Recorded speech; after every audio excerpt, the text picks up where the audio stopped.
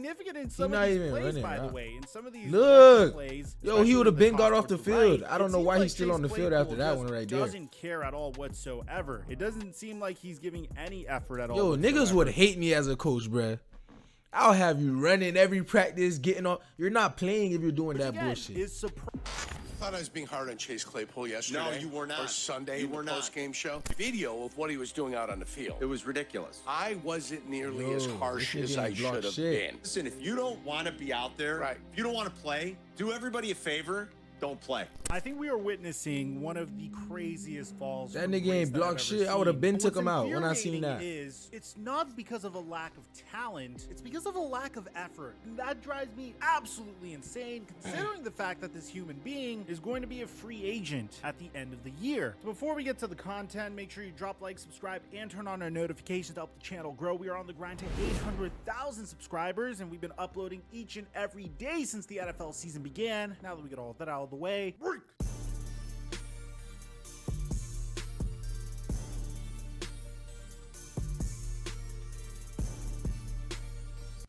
picks. I absolutely love it. Week 1 was a huge success for a lot of you guys, and we're gonna keep it going, man. Each and every day I post my picks for free. Each and every sign up. Let's go on, everybody. There was a period of time where the Pittsburgh Steelers were doing everything they possibly could to get Ben Roethlisberger as many weapons as they possibly could offensively, at least in the form of wide receivers. I mean, in the mid-2010s, they already had Antonio Brown, who was without a doubt the best wide receiver in the NFL, and in 2017, they decided to pair him with Juju Smith-Schuster. And Juju Smith-Schuster in the beginning seemed to have been a hit, at least in his first 2 years with the Pittsburgh Steelers. He looked like he had all the makings of a star, and on top of that, he was an influencer on the side. Eventually, there were questions about whether or not he was an influencer first and then a football player second. But it wouldn't end there. The very next year, they would select James Washington in the second round. And James Washington, we could say, was okay for one season, but for the most part, he was a miss. The year after that, they decided to select Deontay Johnson in the third round. And you can make an argument that Deontay Johnson was a very successful wide receiver for the Pittsburgh Steelers. So long as he's healthy, he's probably the most successful Pittsburgh Steelers wide receiver that's on this list. At least he's been the most consistent out of all of them and the most underrated. And then in 2020, they selected Chase Claypool. And this would end a very concerted effort to make sure that the Pittsburgh Steelers got Ben Roethlisberger, a past his prime Ben Roethlisberger, all the weapons that he possibly needed so they can move on from Antonio Brown and so he could try to make one last run for the Pittsburgh Steelers. And out of all of these wide receivers, I will go out and say that Chase Claypool had the most potential. Coming out of the NFL draft, he measured in at 6'4", 238 pounds, and most impressively ran a 4.42 40-yard dash. You can make an argument that if Chase Claypool came out of any other NFL draft, like the 2021 NFL draft, he would have been a first-round pick. Unfortunately for Claypool, he was selected in a draft that featured one of the deepest wide receiver classes in NFL history. Players like who? Are you interested in starting your own faceless All right. Too many ads, too many ads, too many ads. Tell you to go to 5.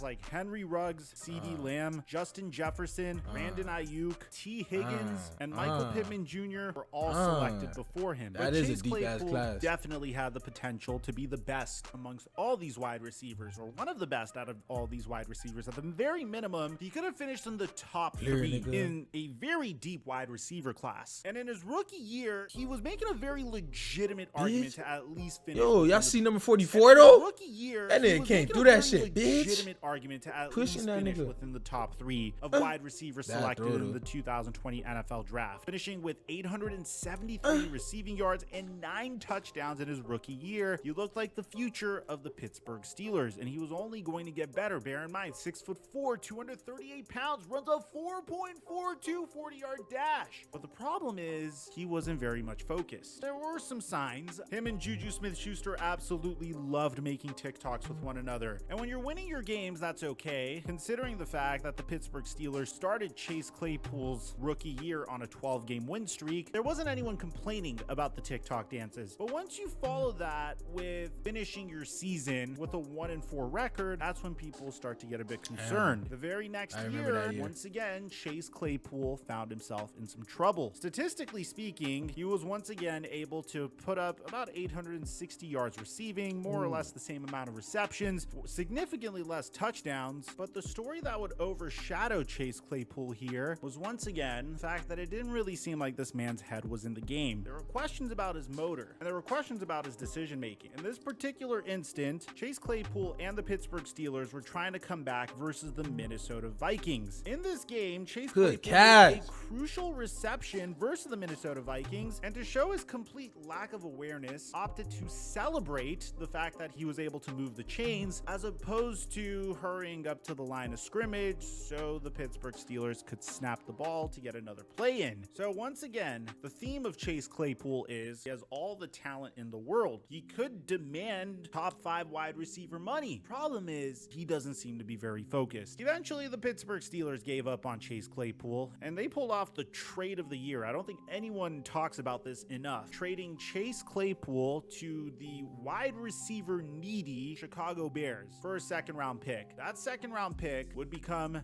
the first pick in the second round of the 2023 NFL Draft, pick number 32. But even before that, Chase Claypool had a remarkable opportunity. He went to a team that was so desperate for wide receiver help for Justin Fields that he could have been Justin Fields' #1 wide receiver. And throughout 7 games that he played for the Chicago Bears, he only brought in 14 receptions for 140 yards. So not necessarily what the Bears were hoping for, and of course at this point, that trade is looking terrible. But you can make up a lot of excuses as to why Chase Claypool wasn't successful at that point. Primarily the fact that he didn't really have a lot of familiarity with Justin Fields yet. You were just traded to this team in the middle of the season. No wide receiver succeeds when they're traded to a brand new team in the middle of the season. It's a long-term investment. Unless if you're Kadarius Toney. Somehow, I don't know, Patrick Mahomes is a wizard. So with that being said, the Chicago Bears... But that nigga can't catch right now.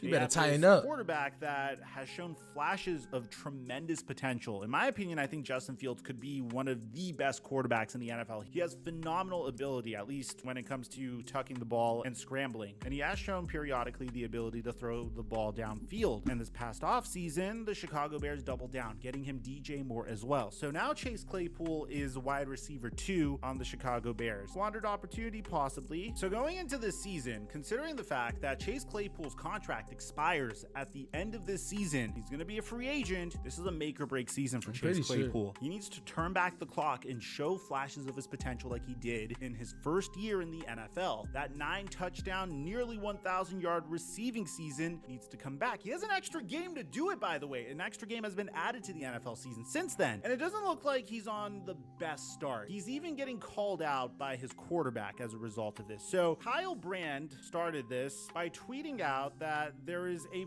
player on the Bears and he is just sleepwalking out there. We all see it. He plays offense. I'm not going to name him. If you're watching, you know. Obviously, this caused people to wonder who. And bear in mind, Kyle Brandt is very favorable whenever it comes to the Pittsburgh Steelers, but I don't think he necessarily has a vendetta around this human being. Mike Renner would shortly tweet this video out with the caption Pick 32. It showed a low-light film of Chase Claypool versus the Green Bay Packers, which the Bears got absolutely decimated in. Chase Claypool started out the season with 2 targets, 0 receptions, and 0 yards, but that's not what's being called into question here. What's being called into question is his clear lack of effort and the fact that he isn't even attempting to block most of these Green Bay Packers defenders, which are very significant in some of these plays, by the way. In some of these plays, yo, he would have been got off the field. I don't know why he's still on the field after that one right there. Doesn't care at all whatsoever. It doesn't seem like he's giving any effort at all. Yo, niggas would hate me as a coach, bruh.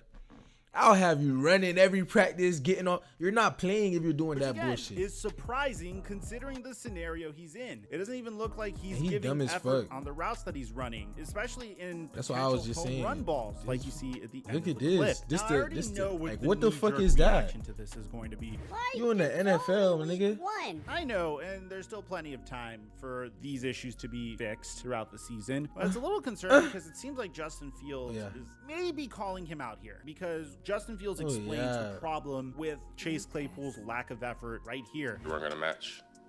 Sorry, we're gonna throw it out there and let our guys work. But just didn't do our best at perimeter blocking. Blocking on the edge for our guys to catch the ball and run. So again, it is just week one, but whenever it's week one, typically the issues you're working Bears on look might be fucking maybe ass. a quarterback misses They a look like a throw. fucking Hey, high school maybe team. you make a mental this error or a bullshit. mental mistake and you miss a key block. But in this case, if you That's look too at easy the to guard. clips, once again, that's not the issue. Look here. at this. The issue This here is the pissing me fact off. that it seems I don't know like why he Chase keeps Claypool showing this. doesn't care. Again, he had the opportunity to potentially catch a defensive back in the route that he's running. Bitch. It seems like he doesn't even care. He It seems like tripping. to potentially I catch a would've defensive back in the route quaked that this he's running, nigga. and it seems like he doesn't even care. It seems I like probably he's would've been giving the targeting, least but I effort don't give a fuck. whatsoever when he's going in and out of this route. I don't know. Maybe I'm overreacting. I just felt like it was Your worth coach being not gonna brought give a to your fuck if you get attention. targeted. It really bothers me. That shit because gonna I shake think the Chase defense. Claypool has all of the potential in the world, but you could have all the potential in the world. You could have all the God-given talent in the world, but if you don't make the most out of that God-given talent, you don't pair that with some work ethic, then what's the point? At the end of the day, there's a phrase that I live my life by, and that's the fact that luck is when preparation meets opportunity. Chase Claypool got lucky. He could be the wide receiver one of the Chicago Bears. He could have been the wide receiver one of the Chicago Bears last year, but he just wasn't prepared for the task. Worst part is, he still doesn't seem like he's prepared. So let me know in the comment section down below. Do you think this could be the end of Chase Claypool? I'd like to hear what you have to say. Aside from that, I ain't gonna lie. I'm your boy Jit Mike. actually is live. I ain't gonna Whopper lie. Mike. Jit need to tighten Until up. our next upload. Y'all boys like, comment, subscribe, man.